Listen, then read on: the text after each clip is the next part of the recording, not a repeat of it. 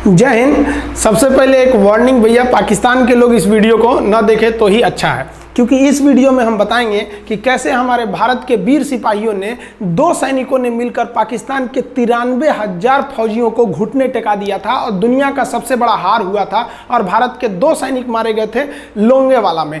हम इस वीडियो में बताएंगे कैसे PNS गाजी को डुबा दिया गया। ये भी बताएंगे कि चाइना पाकिस्तान का इतना बड़ा दोस्त बनता है, लेकिन 1971 में क्यों नहीं बचा पाया, ना चाइना बचा पाया और ना ही अमेरिका बचा पाया। इस वीडियो में हम A to Z बातें करेंगे। अगर आप इस वीडियो को कंप्लीट देख लेते हैं तो कोई भी पाकिस्तानी की हैसियत नहीं होगी कि आपसे आंखें मिला सके, इसलिए इस वीडियो को देखते रहिएगा। यदि आप राष्ट्रवादी, अगर आप भारतीय हैं तो ही इस वीडियो को देखें। पाकिस्तानी और बाहर के चाइनीज वगैरह लोग इस वीडियो को न देखें, ये उनके लिए एक तरह का वार्निंग है, क्योंकि इसमें हम भारतीय सेना के हर उस वीर गाथा को बताएंगे जो एक हर भारतीय सुनना चाहता है। A to Z उस बातों को बताएंगे।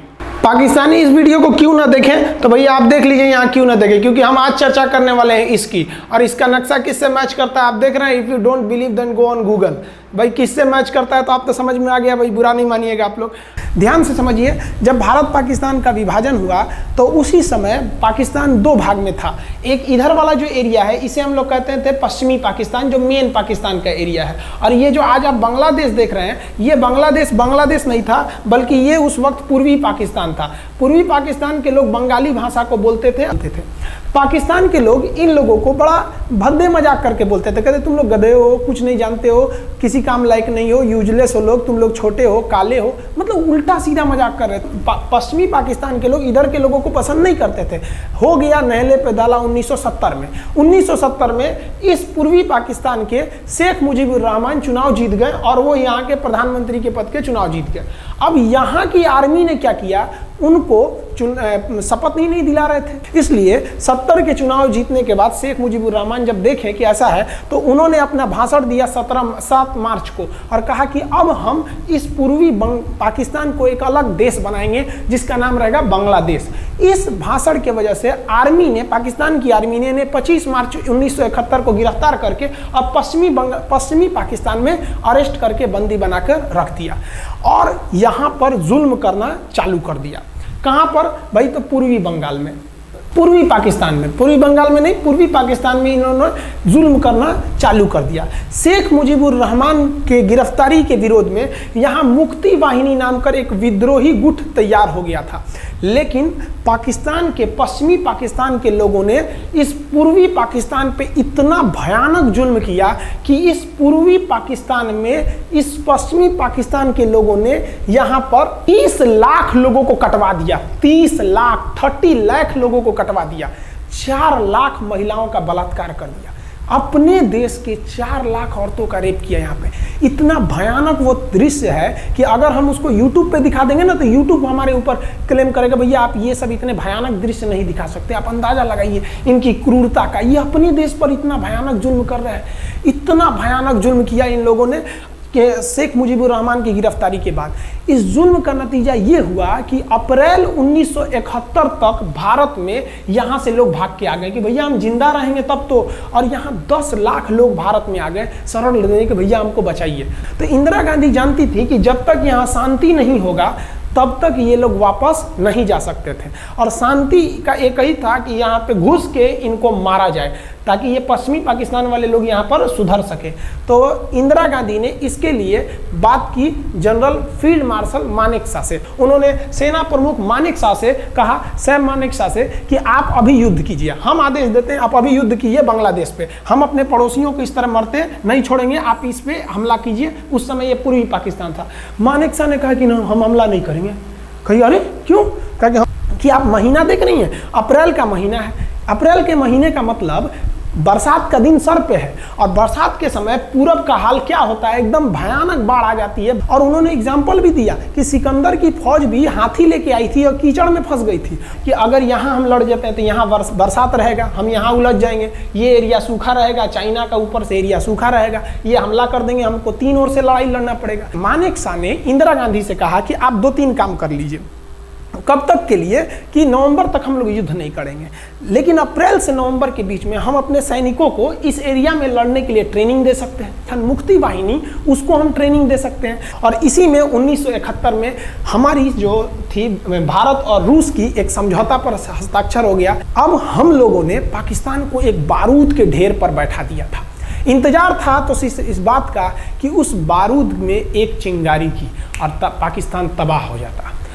इत्तेफाक देखिए, उस बारूद के ढेर पर खुद चिंगारी जलाई पाकिस्तान ने। कैसे? तो समझिए कैसे। हम लोग का था कि इधर हम लोग ऑफेंसिव हो जाएंगे, मतलब इधर भयानक हमलावर हो जाएंगे, और इधर हम लोग डिफेंसिव रहेंगे, मतलब इधर कम हमला करेंगे, ताकि हम लोग का मेन मकसद पाकिस्तान से युद्ध नहीं था। हमारा मेन मकसद था हमारे अपने बांग्लादेशी भाइयों पर जो जुल्म हो रहा था, जो उनकी बहनों को रेप हो रहा था, इतना भयानक किया था वहाँ पर पाकिस्तानियों ने कि बाप के सामने बेटी का रेप करते थे और उसके बाद बाप को मार के कहते थे तू भी रेप कर। इतना मतलब मानवता पूरी खत्म कर दिया गया वहाँ पर। तो भारत ने कहा कि इधर हम डिफेंसिव रहेंगे। पाकिस्तान को ये खबर लग गई कि भारत ना इधर कमज़ोर है। अरे भैया, इधर हम कमज़ोर थोड़ी हैं, इधर कम सैनिक रखे हैं और इधर हम भयानक रखे हैं, तो इसका मतलब ये थोड़ी है कि हम कमज़ोर हो जाएंगे। भैया कहा जाता है ना कि सोनार के घर का कचड़ा भी बनिया के बादाम से महंगा बिकता है। देखिए, हम लोग ठंडी का इंतजार ही कर रहे थे कि पाकिस्तान ने गलती कर दिया। उसने 3 दिसंबर को अचानक हमला कर दिया श्रीनगर पे, पठानकोट पर, चंडीगढ़ पर, यहाँ पर आगरा हवाई अड्डे पर तबातोड़ हमला कर दिया। एयरफोर्स का इतना भयानक हमला पाकिस्तान का भारत पर हुआ कि भारत देखते रह गया। धड़ पाकिस्तान की जहाजें एंट्री मार गई सब भारत में, उसकी एयरफोर्स एंट्री कर दी। इतना भयानक हमला था, इतना भयानक कि भारत का एक भी सैनिक नहीं मरा। समझ रहे ना कितना भयानक हमला था। अरे भाई, आप यहाँ पर घुस जाएंगे हमारे देश में तो क्या हो जाएगा भैया? मूस मोटैयन लोढ़ा हुईन, हाथी घोड़ा थोड़े हुईन। भारत तो इसी का इंतजार कर रहा था। देहात में कहावत कहा जाता है कि रोए के रानी तले अखिए खुदा गई। भैया हम प्लाने कर रहे थे कि हमला करने के लिए कि आप हमारे पे हमला करिए दीजिए। अब विश्व का भी दबाव नहीं आएगा हमारे ऊपर कि भैया हमला तो आपने किया है, अब हम लोग छोड़ेंगे नहीं। भारत एकदम दृढ़ निश्चय कर लिया। इसी बीच पाकिस्तान को एक खतरनाक खबर लग गई। क्या थी खबर भाई? तो देखिए, पाकिस्तान को खबर लगी कि भारत की ज़्यादातर फौज इस पूर्वी पाकिस्तान की ओर डिप्लॉयड है और यहाँ राजस्थान के जैसलमेर जिला में एक जगह है लोंगेवाला। उस लोंगेवाला में केवल और केवल 120 फौजी हैं।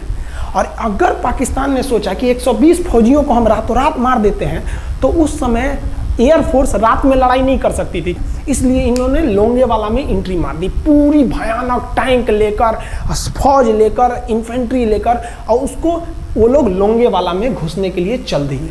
और लोंगेवाला में भारत के पास केवल 120 सिपाही थे, केवल 120, और उन पर वो हजारों की संख्या में टूट पड़े।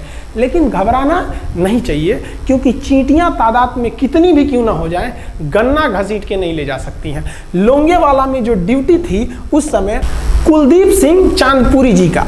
कुलदीप सिंह चांदपुरी सरदार हैं, आप देखे होंगे बॉर्डर मूवी में इनका रोल सनी देओल ने किया है। अब ये कुलदीप सिंह, ये भैया पंजाबी सिख, अब ये लोग 1.25 लाख से नीचे कुछ सोचते ही नहीं है। चिड़िया नू में बाज लड़ावा, गिदड़ नू में शेर बनावा, और 1.25 लाख नू एक लड़ावा, तब गोविंद सिंह नाम रखावा। खबर आया कि आपसे जो लड़ने आ रहे हैं ना पाकिस्तान की ओर से, वो ब्रिगेडियर तारिक मीर आ रहा है। उसके पास टैंक है, 2800 फौज है, बहुत ही तेज रफ्तार से आ रहा है।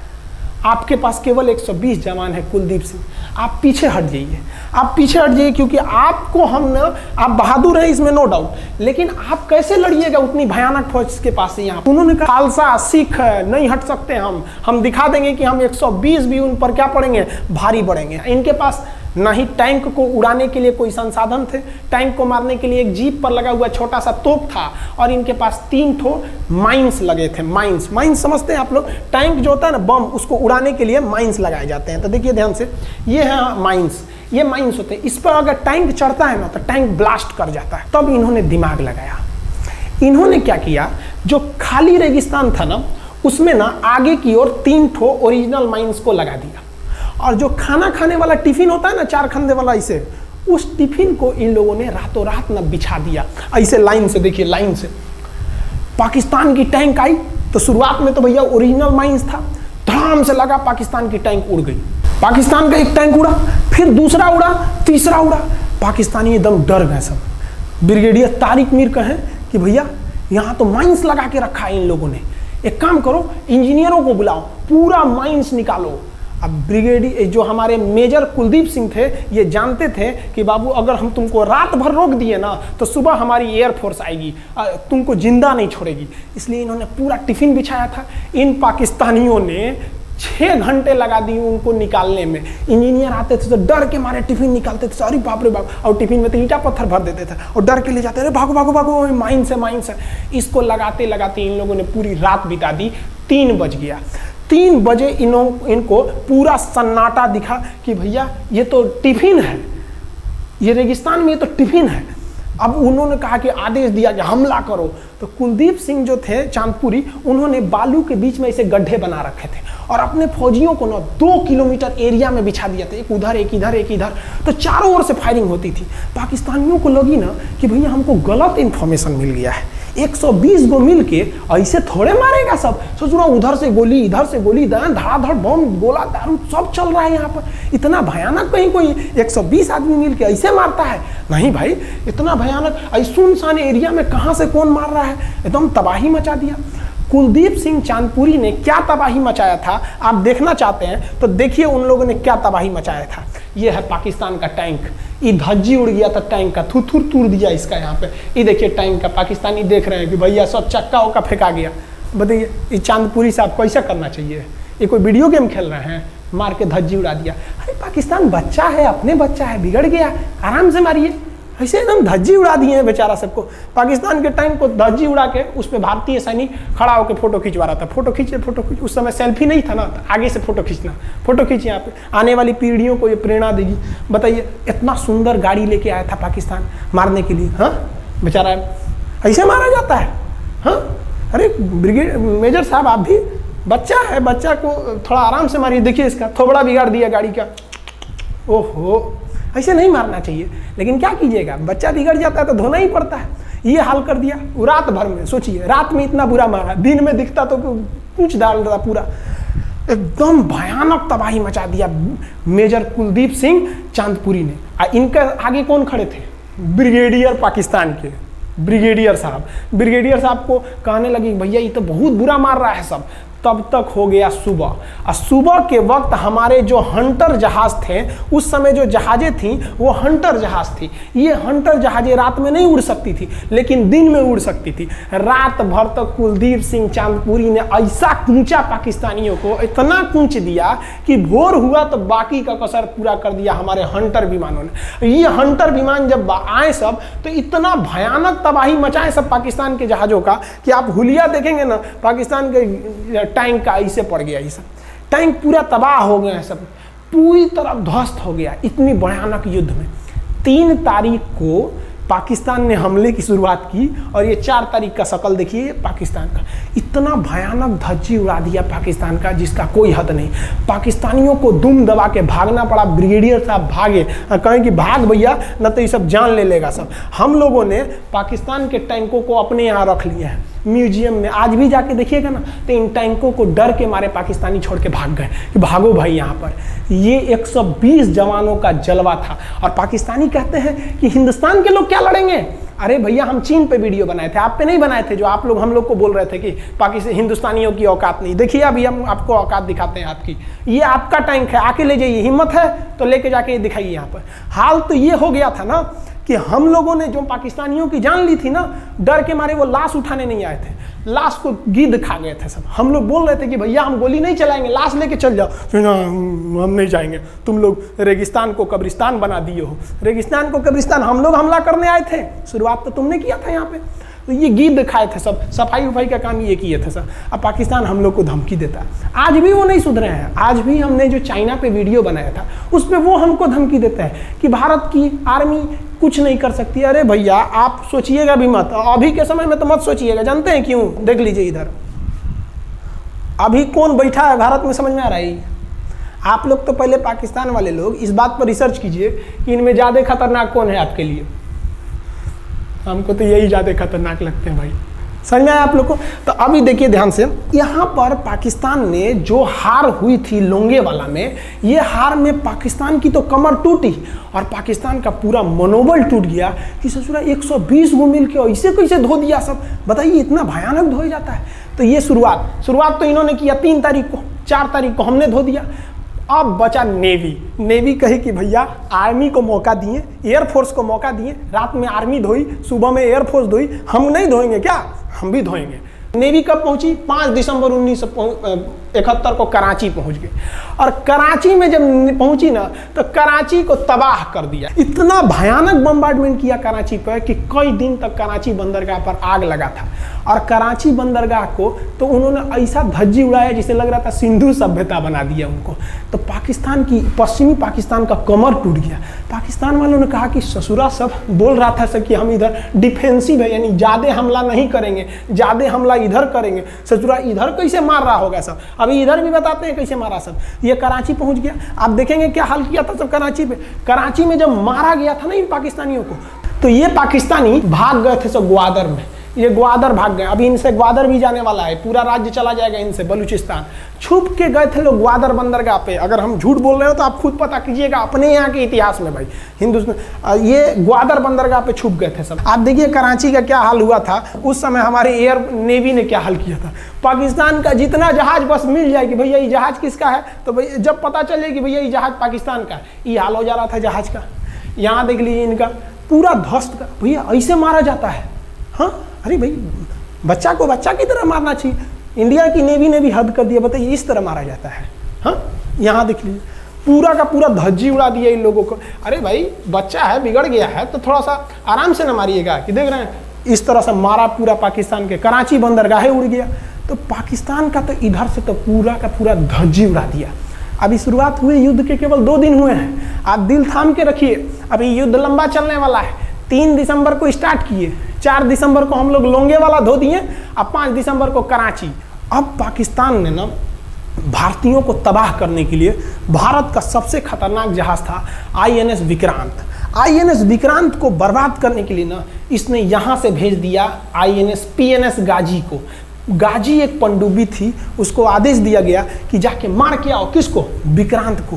क्योंकि अगर विक्रांत जहाज डूब जाता तो वाकई उस समय हमको युद्ध जीतने में बहुत दिक्कत आ जाती। तो ये गाजी कैसे डूबा, इसको हम लोग एगो खराब जहाज से मार दिए। तो अब इधर समझते हैं कि जब उधर इतना भयानक धोए तो इधर कितना बुरा धोए होंगे, इसको बारे में हम लोग समझते हैं। भारतीय सेना अब पूरब की ओर क्या क्या काम की, इसको ध्यान से समझिए। ये मुक्ति वाहिनी जो थी बांग्लादेश की, वो अंदर ही पाकिस्तानी फौजियों को मार रही थी गली कुची में दौड़ा दौड़ा के, क्योंकि इन पाकिस्तानी फौजियों ने वहां पर रेप किया, मर्डर किया।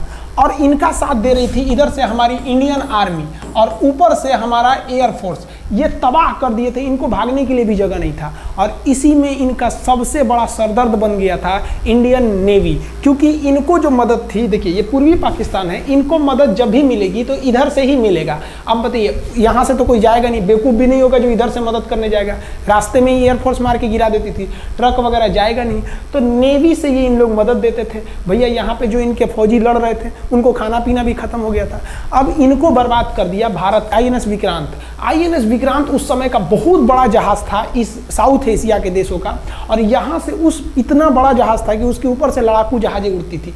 वो एयरफोर्स यहाँ से भी बम मारता था, मिसाइलें मारता था, ऊपर से लड़ाकू जहाजें और हेलीकॉप्टर छोड़ देता था, जो ताकि मुक्ति वाहिनी को कोई दिक्कत ना है। मुक्ति वाहिनी मारती थी और आर्मी पूरी तरह से उसने यहाँ से हमारा विक्रांत ने चटगांव बंदरगाह को तबाह कर दिया। अब बांग्लादेश का देखिएगा वर्तमान में, उस समय तो पूर्वी पाकिस्तान था, ये चटगांव उस समय पाकिस्तानी आर्मी नेवी का एक बहुत बड़ा केंद्र था। इधर हम लोग ने उड़ा दिया कराची, इधर उड़ा दिया हम लोग ने चटगांव। अब मुक्ति वाहिनी को कोई खास दिक्कत नहीं आ रहा था। अब पाकिस्तान ने कहा कि हर हाल में इस विक्रांत को बर्बाद करो। देखिए ये विक्रांत है, विक्रांत जहाज जो था इस पे से इसके ऊपर देखिए आपको लड़ाकू जहाजें दिखेगी। PNS गाजी को क्या आदेश दिया गया था भाई कि तुमको जाना है और इस विक्रांत को बंगाल की खाड़ी में जाने के बाद इसी में डुबा देना है। अब पाकिस्तान वालों का इतना दिन तो अच्छा था नहीं, भारतीय खुफिया एजेंसी को पता चल गया कि पाकिस्तान की पनडुब्बी वो समुद्र के अंदर अंदर चलती है, उसको साइलेंट किलर कहा जाता है। पाकिस्तान की पनडुब्बी चल दी है पश्चिमी पाकिस्तान से बंगाल की खाड़ी की ओर, ये अरब सागर से बंगाल की खाड़ी की ओर चल दिया। अब विक्रांत को बचाना हर हाल में जरूरी था, इसलिए हम लोग विक्रांत को छुपा दिए, मतलब थोड़ा सेफ्टी दे के रखने लगे। और इस पीएनएस गाजी जो था, पीएनएस गाजी को देखेंगे, पीएनएस का मतलब था पाकिस्तानी नेवल शिप, पीएनएस गाजी, ये मारने आ गया किसको? विक्रांत को। इस पीएनएस गाजी को अगर कोई मार के डुबा सकता था तो वो था आईएनएस राजपूत। लेकिन ये जो आईएनएस राजपूत आप इमेज में देख रहे हैं, ये उस समय समस्या क्या था इस आईएनएस राजपूत के साथ, क्योंकि इसके इंजन में कुछ खराबी आ गई थी और ये बिगड़ गया था, और बिगड़ के इसको विशाखापट्टनम पे बनाया जा रहा था, रिपेयर किया जा रहा था, इंजन ही गड़बड़ हो गया था। तो भारतीयों का यहीं पे दिमाग काम आया। भारतीयों ने सोचा क्यों ना हम पीएनएस गाजी को खुद बुला के लाएं, कहाँ पर? विशाखापट्टनम पे। तो लोगों ने कहा कि भैया ये आएगा विशाखापट्टनम में, कि आओ आईएनएस राजपूत हमको मार दो। तो कहा कि नहीं, देखिए कैसे आएगा। भारतीयों को पता था कि हिंदुस्तान में पाकिस्तानियों के कुछ ना कुछ जासूस होंगे और वो पाकिस्तान को पल पल की खबर दे रहे होंगे। भारतीयों ने क्या किया, आईएनएस विक्रांत के जितने भी अधिकारी थे उनसे कहा कि आप लोग अपने अपने घर फ़ोन कीजिए कि हम विशाखापट्टनम आ रहे हैं, तुम लोग हमको छुट्टी मिला है, विशाखापट्टनम में 10 दिन रुकेंगे, हमारे लिए तुम लोग खाना पीना अच्छा से बनाओ। लड़कों से उन लोगों को खबर खिला दिया। विशाखापट्टनम में जितने मछुआरे थे उनको कहा गया कि आप लोग हट जाइए, बहुत बड़ा जहाज आने वाला है, बहुत बड़ा जहाज विक्रांत आ रहा है, यहाँ पे आप लोग खाली कर दीजिए, आईएनएस विक्रांत आ रहा है। यहाँ पर क्या किया गया, ऑर्डर दिया गया, बहुत सारे फल सब्जी अंडा ब्रेड, कि भैया ये इतने बड़े जहाज के लिए जा रहा है, 6 महीने का खाना चाहिए। ये खबर आग की तरह फैल गई पाकिस्तानियों को, और पाकिस्तान में खबर लग गई कि भैया आईएनएस विक्रांत यहाँ नहीं है, आईएनएस विक्रांत विशाखापट्टनम पे है। अरे बकलोलवा, विशाखापट्टनम पर पीएनएस गाजी की मौत यमराज इंतजार कर रहा था आईएनएस राजपूत। ये गधा जो था पीएनएस गाजी, ये मुड़ गया किधर की ओर? विशाखापट्टनम की ओर। और विशाखापट्टनम पर चुपचाप शांति से खड़ा हुआ जहाज आईएनएस राजपूत इंतजार कर रहा था, तो पानी के अंदर अंदर आओ। ये अभी बाहर निकला हुआ है, पानी के अंदर रहती है। और आईएनएस राजपूत देखा कि ये आ रहे हैं, वो आईएनएस राजपूत को मारता कि इससे पहले ही आईएनएस राजपूत मार के तबाह कर दिया पीएनएस गाजी को। पीएनएस गाजी पर को डूबने के बाद पाकिस्तान को बहुत बड़ा सदमा लग गया। पाकिस्तान को यह एहसास हो गया कि अब हम कभी नहीं जीत सकते हैं, क्योंकि ये पीएनएस गाजी अमेरिका से खरीदा हुआ एक बहुत ही शक्तिशाली पनडुब्बी थी जिसे कोई डुबा नहीं सकता था, और हम लोगों ने उसको इस जहाज से डुबाया जो जहाज खराब हो चुका था, जिसका इंजन खराब था। भारतीय सेना का मोराल पूरे 7वें आसमान पर था और पाकिस्तानी दिन पर दिन बर्बाद हो रहे थे। अब पाकिस्तानियों को लगा अब क्या करेंगे, तो पाकिस्तानियों ने अमेरिका में फ़ोन किया, भैया आप कुछ कीजिए। तो अमेरिका ने ना यूएनओ में मुद्दा उठा दिया, यूनाइटेड नेशन ऑर्गेनाइजेशन, इसकी जो सिक्योरिटी काउंसिल है, सुरक्षा परिषद, इसमें कह दिया पूर्वी पाकिस्तान पर जुल्म कर रहा है, मार रहा है। तो रसिया उस समय हमारा साथ दिया, कहा कि तू देर जानता है जुल्म कर रहा है, भारत जो कर रहा है सही कर रहा है, हम इस प्रस्ताव के खिलाफ में वीटो करते हैं। वीटो अगर कोई देश, 5 देश को वीटो है, इस पर अलग चर्चा करेंगे, अगर किसी ने वीटो कर दिया तो वो प्रस्ताव रद्द हो जाता है। तो पाकिस्तान की एक और उम्मीद यहाँ पर अपना दम तोड़ दी। अब पाकिस्तान कहा अमेरिका से कि भैया आप ही हमको बचा लीजिए। तो अमेरिका ना पाकिस्तान की ओर से भारत पर हमला करने के लिए अपना सबसे खतरनाक जहाज भेज दिया, 7वां बेड़ा। देखेंगे 7वां बेड़ा को, अगर इतना भयानक था 7वां बेड़ा, ये अमेरिका का साथ अकेले चलता ही नहीं था, इतनी पूरी फौज के साथ, नेवी के साथ चलता था। ये किस लिए आया था? विक्रांत को डुबाने के लिए, और इसका साइज विक्रांत से डबल था, इसके आगे विक्रांत नहीं टिक पाता। अब इंदिरा गांधी भी टेंशन में रह गई। ले, तब उस समय इंदिरा गांधी को याद आया कि भैया हमारा एक और तो हम समझौता करके आए हैं, अगर अमेरिका पाकिस्तान का साथ दे सकता है तो रूस से हम भी तो समझौता करके आए हैं। तो भारत ने रूस को कहा कि भैया अमेरिका इतना भयानक 7वां बेड़ा भेज दिया, आप हमारी मदद कीजिए।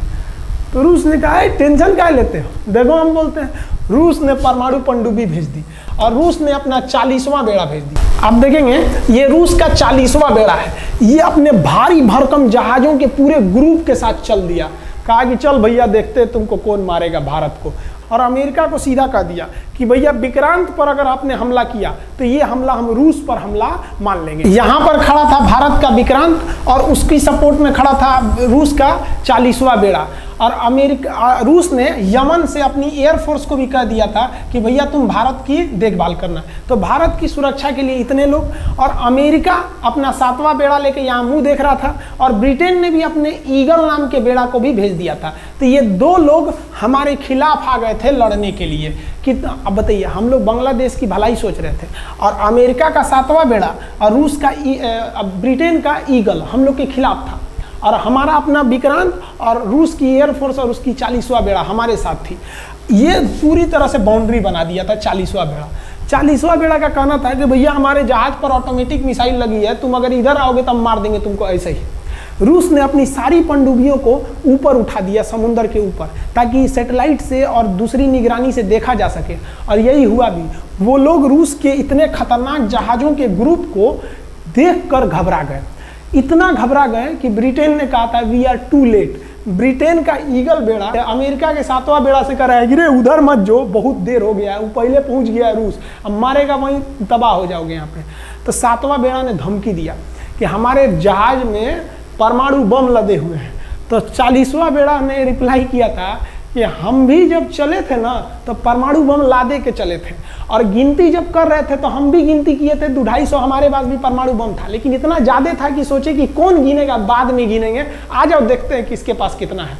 तो रूस ने हमसे सच्ची दोस्ती निभाई थी, और इधर शेख मुजीबुर रहमान की जो मुक्ति वाहिनी थी वो अपना काम कर रही थी। अब भारत आर पार की लड़ाई में था। पाकिस्तान हर मोर्चे पर हारते जा रहा था। भारत सरकार ने पाकिस्तान पर मनोवैज्ञानिक दबाव बनाने के लिए निर्मलजीत सिंह अरोड़ा ने एक प्लान बनाया। उन्होंने एयरफोर्स को पूर्वी पाकिस्तान यानी जो अभी बांग्लादेश है, तो ढाका के ऊपर एयर ड्रॉप करा दिया, हवाई जहाज से सैनिकों को उतार दिया, और उन सैनिकों के भेष में उसमें सैनिक कम थे, और उसमें केवल पुतलों को नीचे उतारा गया था। ये केवल इंडियन आर्मी जान रही थी कि पुतला नीचे उतरा है सर, लेकिन मीडिया ने तो इसको खबर को आग की तरह फैला दिया। और इसमें हम धन्यवाद देना चाहेंगे हाथ जोड़कर BBC न्यूज का। और BBC ने ये छाप दिया कि इंडियन एयरफोर्स ने ढाका पर 5000 एयर ड्रॉप करा दिया फौजियों को। अब ये गली गली खोज खोज के पाकिस्तानी फौजियों को मारेंगे कि तुम क्यों मार रहे हो हमारे बांग्लादेशी भाइयों को। और बांग्लादेश की मुक्ति वाहिनी वैसे ही उनके पीछे पड़ी हुई थी पाकिस्तानियों के।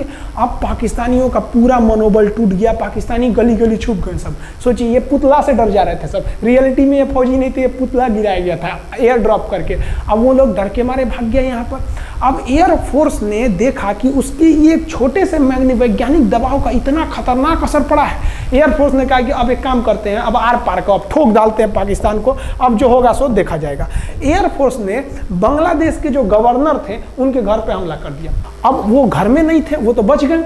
बचने के बाद डर क्या होता है, देखिए डर किसको कहा जाता है। जो उनके गवर्नर हाउस थे AH मलिक, इन्होंने त्याग पत्र दे दिया, भैया जिंदगी रहेगी तो बहुत नौकरी करेंगे, डर के मारे त्याग पत्र दे दिया। सोचिए, गवर्नर, क्योंकि पाकिस्तान का एक राज्य ही तो था पूर्वी पाकिस्तान। जैसे हमारा एक राज्य है उत्तर प्रदेश, बिहार, महाराष्ट्र, वहाँ पे भी गवर्नर होते हैं ना, संवैधानिक हिसाब से गवर्नर मालिक होता है उस जगह का। त्याग पत्र दे दिए। सोचिए, ये डर था उनके अंदर। निर्मलजीत सिंह अरोड़ा जो लेफ्टिनेंट जनरल थे, जनरल तो हमारे मानिक शाह थे, लेफ्टिनेंट जनरल थे जिन्हें बांग्लादेश जीतने की जिम्मेदारी दी गई थी, मतलब उसे सुरक्षा करने की जिम्मेदारी दी गई थी।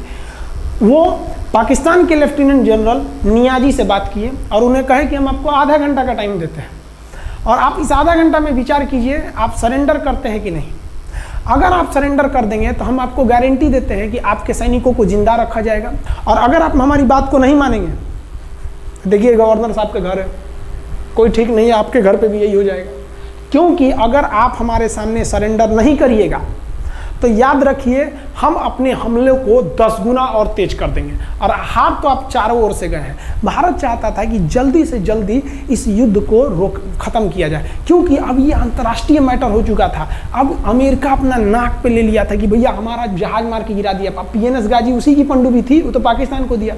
7वां बेड़ा को नहीं घुसने दिया, तो अमेरिका की किरकिरी हो रही थी। ब्रिटेन के ईगल को घुसने नहीं दिया, उसकी किरकिरी हो रही थी। अब भारत को उस समय लोग कहते कि ये गरीब देश है, अभी आज़ाद हुआ है। 1971 में हमारी यही हाल थी, और सारे लोग कह रहे थे, हम उसको गरीब समझ रहे थे, रोवा के रख दिया अमेरिका को, हर जगह धो दिया पाकिस्तान को। अब बेचारे नियाजी क्या कर सके। नियाजी को आधे घंटे का टाइम दिया गया। 16 दिसंबर 1971, याद रखिएगा दिन 16 दिसंबर 1971। ये हमारे इतिहास का 13 दिन के युद्ध में हमने पाकिस्तान को धूल चटा दिया था, क्योंकि 3 दिसंबर को पाकिस्तान ने युद्ध स्टार्ट किया था और 16 दिसंबर को हम लोगों ने जनरल नियाजी से आत्मसमर्पण करवा लिया।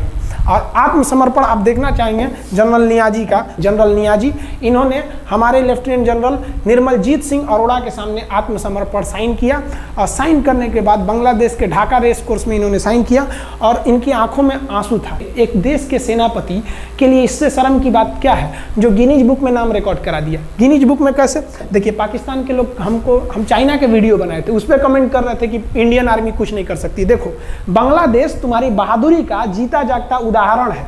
तुम्हारे यहाँ का 93,000 फौज, सोचिए 93,000 सैनिक पूरी दुनिया में आज तक आत्मसमर्पण नहीं किया। ये 93,000 लोगों ने आत्मसमर्पण कर दिया। देख लीजिए, ये अपना बंदूक फेंक दिए, अपने स्टार नोच के उतार दिया कि भैया हम लीजिए आत्मसमर्पण कर रहे हैं, बेल्ट उतार के दे दिया, अब चलिए जहाँ ले जा रहे हैं, जितना लाठी मारना है हमारी, आत्मसमर्पण। ये वही पाकिस्तान है, याद रखिए। आप याद कीजिए, हमारे 120 सैनिकों ने आपको धूल चटा दिया था लोंगेवाला में। केवल 2 सैनिक मरे थे लोंगेवाला में, और पूरी की पूरी आपको भगा दिया था 4 दिसंबर को ही।